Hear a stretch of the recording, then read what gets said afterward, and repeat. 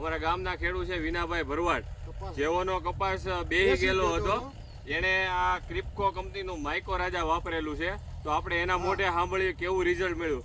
વિનાભાઈ, આનું રિઝલ્ટ કેવું છે જરાક અમારા ખેડૂત મિત્રને સમજાવો. કપાસ આ બેહી ગયો તો પછી આ નાખ્યા પછી કોળામણે આવીને ઉપડી ગયો કપાસ. ટૂંકમાં એ ભાઈનું કેવું એમ છે કે અમારો કપાસ હાવ બેહી ગયેલો હતો, વીઘે 2 કિલો વાપર્યું, ત્યાંથી એને કપાસની ફૂટ સારી છે, કલર સારો છે.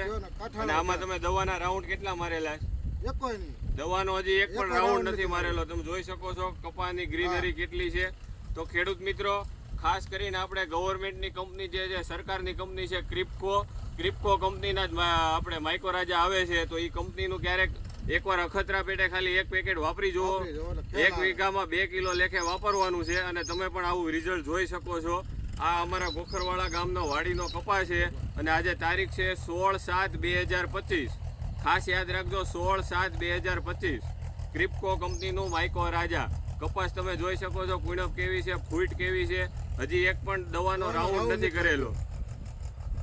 જોઈ શકો છો આપ આ બધા કુણપ ને એ બધું. ભાઈ કેમેરામેન આ બધું ફોકસ કરજો ભાઈ, જેથી બીજા ખેડૂતને પણ લાભ રહે કે ભાઈ આ વસ્તુ શું છે ને શું નહીં. એકવાર ખરેખર અખતરો કરવા માટે માઇકો રાજા વાપરો, પછી તમે કહેજો કે ભાઈ રિઝલ્ટ કેવું છે.